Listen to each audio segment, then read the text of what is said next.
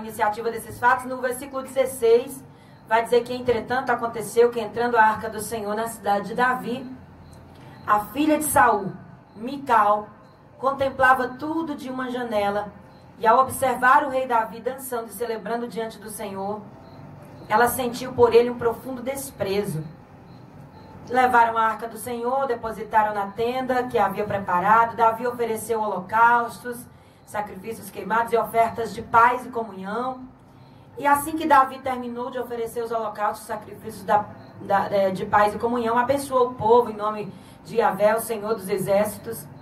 E em seguida distribuiu a todo o povo e a multidão toda que se reunia em Israel, homens e mulheres, a cada pessoa um pedaço de pão, naco de carne, pouco de vinho e um bolo de uvas passas.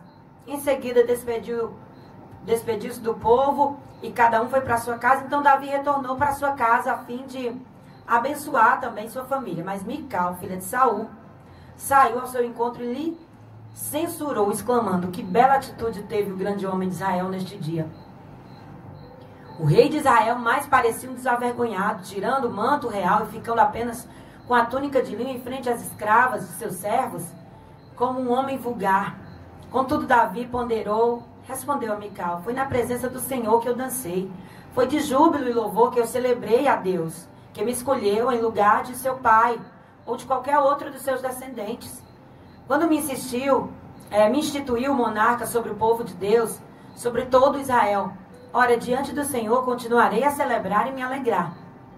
E muito mais ainda exporei minhas fragilidades e me humilharei aos meus próprios olhos. No entanto, serei honrado por todas essas servas de quem tu falas.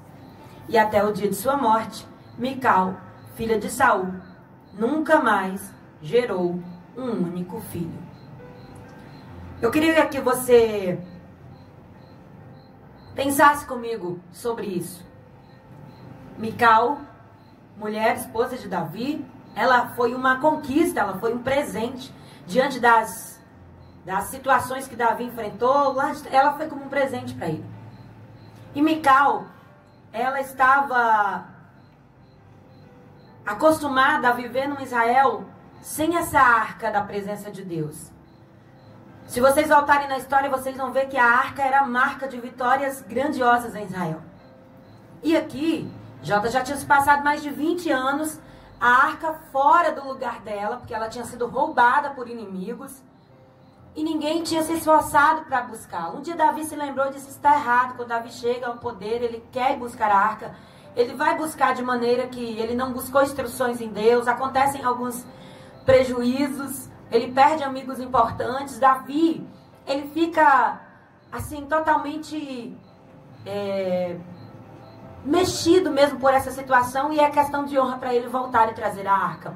E quando ele busca as instruções em Deus, ele sabe que para trazer a arca da presença de Deus, para trazer Deus para perto, que era isso que significava, ele precisava de humilhação, ele precisava de unidade, ele precisava de adoração, juntamente com esse caminho de volta da arca para Jerusalém.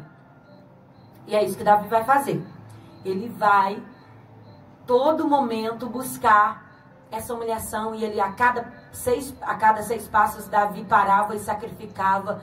E quando eles vão entrando em Jerusalém com aquela arca, dá uma alegria muito grande sobre Davi, porque ele sabe o trabalho que deu para chegar até ali. Davi, para trazer essa arca também, teve uma coisa que ele disse: não é como rei que eu vou trazer essa arca, é como servo. E ele se despiu da sua estola real, do seu manto real, e ele anda como um homem comum, ele anda como um servo no meio de todos.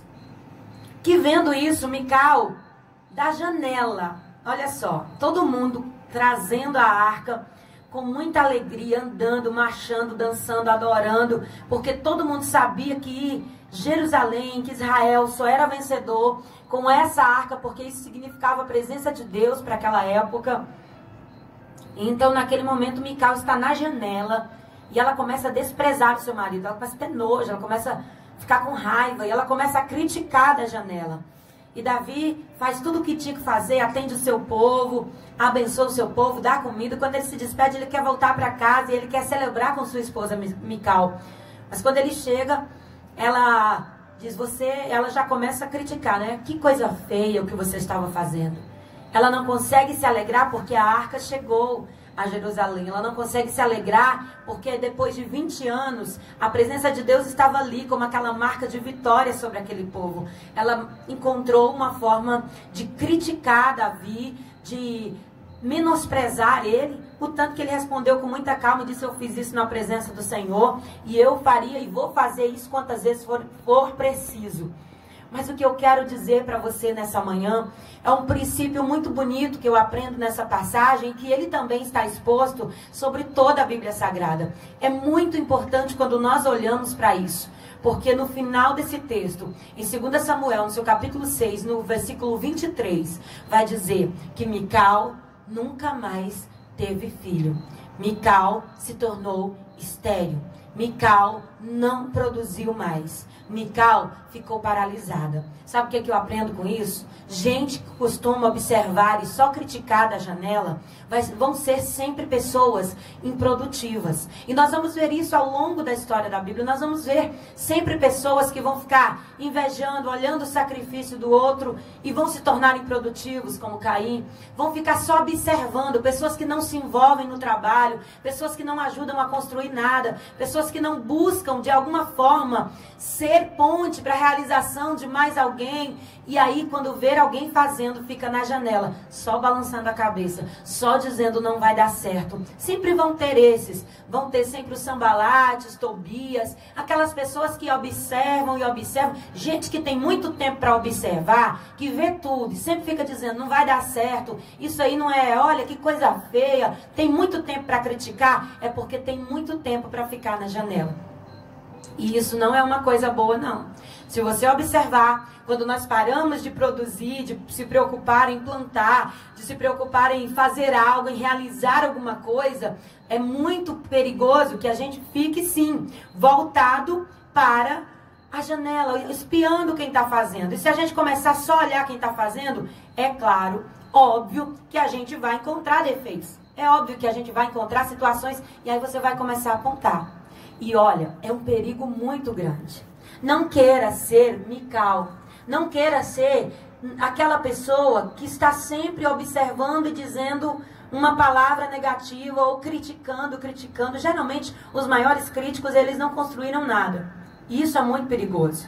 Se você gosta muito de criticar, gosta muito de dar o pitaco, de dar o palpite, se a gente gosta muito de fazer isso, não é bom a gente se empenhar em construir, porque se a gente acha que não tá bom, é porque a gente sabe fazer melhor. Então, em vez de criticar, a gente tome partido, a gente tome lugar, a gente tome posição e a gente vai fazer. Pronto, tá ruim? Então, como é que eu faço aqui? No lugar de criticar, vamos produzir, vamos fazer. Se Deus está te dando uma visão de ver que tá tudo errado, tudo ruim, então é porque você pode se colocar no lugar e pode fazer. Você está sendo chamado para fazer melhor em todas as circunstâncias. Às vezes é dentro de casa. Tem alguém que está ali sempre fazendo alguma coisa sempre, e o outro rapaz, isso aí não dá certo não. Olha, você está errado. Olha, gente que fica na janela o tempo todo à espreita, como Mical.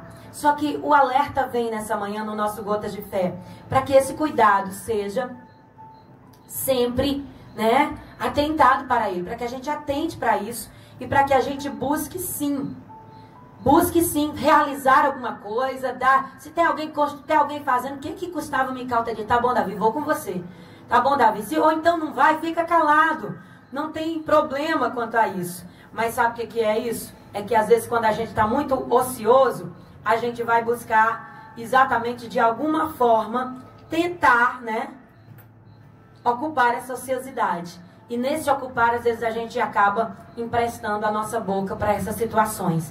Emprestando a língua para críticas desnecessárias, críticas destrutivas, críticas que não favorecem ninguém só para amaciar o nosso ego e fazer a gente dizer umas coisas que estava com vontade, porque não tem coragem de fazer. Então, vamos atentar para isso. Se a nossa boca é fácil em dizer, sabe fazer nada, ou criticar isso, ou criticar aquilo, é fácil em denegrir a imagem de pessoas para criticar, porque a boca de Mical denegriu a imagem de Davi. A crítica dela era menosprezando ele. Geralmente essas críticas que menosprezam pessoas, que diminuem pessoas, elas são perigosas. Para quem escuta, pode ser.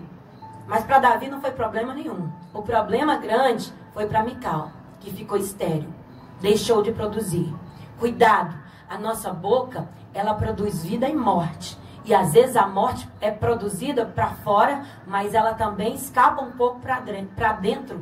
E acaba que as pessoas ao longo do tempo vão se tornando infrutíferas. Pessoas que não conseguem construir nada, pessoas que não conseguem sonhar, pessoas que se tornaram secas, porque só gostam de falar do outro, só gostam de criticar o outro. Fica o nosso alerta nessa manhã. Cuidado para não ser Mical. Cuidado para não se tornar estéril, improdutivo. Cuidado para não se tornar seco, amargurado, só por causa da boca. Que fica na janela, dando lugar, vendo os outros fazer, o povo festejando. Aí já viu.